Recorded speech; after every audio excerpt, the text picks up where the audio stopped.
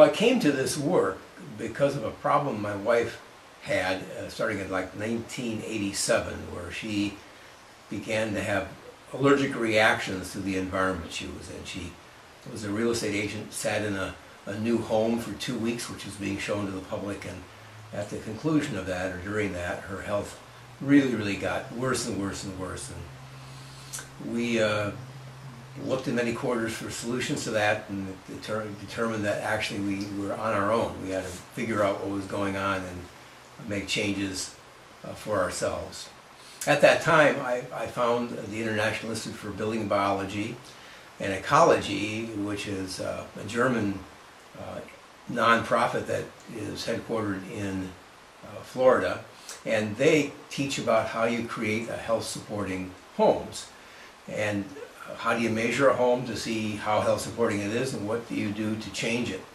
And so learning these things and taking a correspondence course from this institute, I was able to discover numerous things about our home which were not healthy, certainly weren't helping my wife.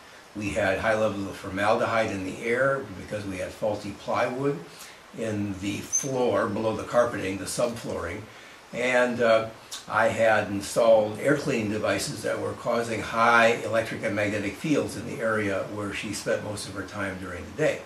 And so I was really taken aback to think that I didn't have the healthy home that I thought I had, and that there were these things that were wrong when you thought that they were just fine. And in the process of cleaning up the environment in our home, both electrically and chemically, I provided a better environment for my wife to get the healing that she needed.